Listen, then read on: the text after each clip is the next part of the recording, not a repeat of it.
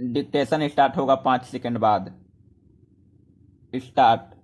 महाराष्ट्र में भारी बारिश का कहर न केवल दुखद बल्कि बहुत चिंताजनक है।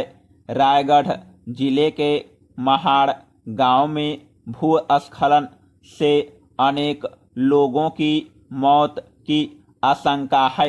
हादसा इतना बड़ा था कि शुरुआती हालात से ही अंदाजा लग गया कि चट्टान खिसकने की इस घटना में मरने वालों की संख्या में और इजाफा हो सकता है।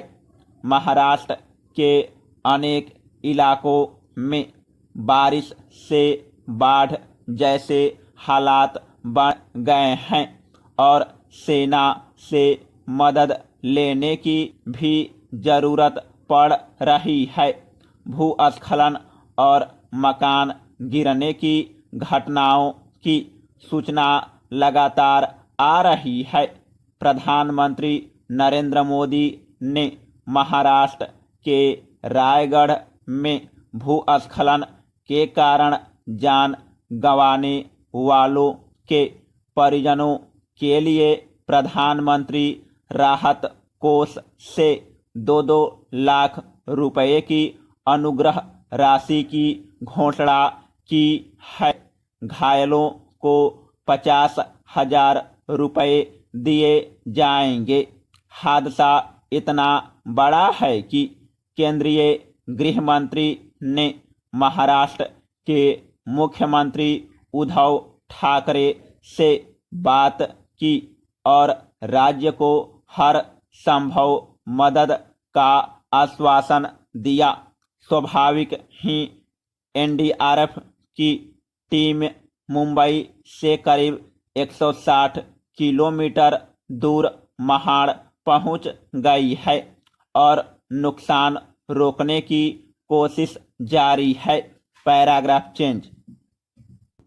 स्थानीय प्रशासन, राज्य सरकार और केंद्र सरकार को मिलजुल कर कोशिश करनी चाहिए कि ऐसे हादसों को पुनरावृत्ति न हो। बताते हैं कि यह बस्ती पहाड़ी पर बसी थी और पहाड़ी ही भूस्खलन का शिकार हुई है, जिससे करीब 25-30 पर घर चपेट में आ गए। ऐसी जितनी भी बस्तियां देश में है उनको एक बार परख लेना चाहिए। प्रशासन की अनदेखी की वजह से जगह जगह पहाड़ों पर वैध अवैध बस्तियां बसती चली जा रही है। इन्हें रोकने के लिए पर्याप्त कानून है तो फिर हादसों का इंतजार क्यों? यह जो हादसा हुआ है इसे केवल प्राकृतिक मानकर नहीं भूलना चाहिए। ऐसी आपदाएं मानव निर्मित है। महाराष्ट्र में जगह जगह जलभराव की जो सूचनाएं आ रही है उनके पीछे भी कोताही ही है। जिन अधिकारियों पर बसावट की जिम्मेदारी है वे सही ढंग से काम नहीं कर रहे हैं। ताज़ा हादसे के लिए जिम्मेदार अधिकारियों पर भी आंच आनी चाहिए, तभी देश में खतरनाक बस्तियों पर लगाम की गुंजाइश बनेगी। ठीक इसी तरह भारी बारिश की वजह से जर्जर मकानों का गिरना भी लापरवाही ही है। दोष भारी बारिश का कम और हमारा ज्यादा है।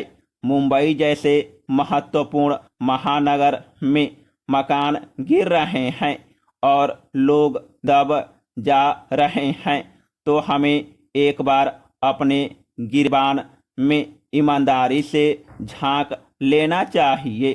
कोंकण में बारिश की वजह से करीब 6,000 से अधिक लोग फंसे रहे, तो क्यों चिपलून के जिला कलेक्टर के मुताबिक वशिष्ठ नदी के किनारे अवैध निर्माण पर और कोलकेवाड़ी बांध से पानी छोड़े जाने से बाढ़ आ सकती है।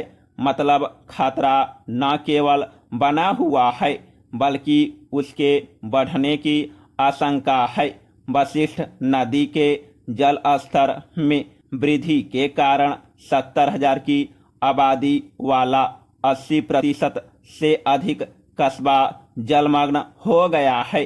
छोटी नदियों में भी आई बाढ़ संकेत है कि हमने उनकी राह में बाधाएं बिछा दी है। पहले जब तेज बारिश होती थी तब छोटी नदियां बचाव का काम करती थी, पर अब देश भर में इन नदियों का जो हाल किया जा रहा है, व्यापकता में निगाह फेरने की जरूरत है। आज अगर हमें बचने के लिए आपदा प्रबंधन दलों और यहाँ तक कि नौसेना की जरूरत पड़ रही है, तो हमें सोचना ही पड़ेगा कि क्या है अस्थायी समाधान। समाप्त।